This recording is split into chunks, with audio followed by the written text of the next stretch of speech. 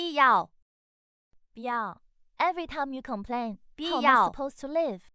You jerk. Possess me.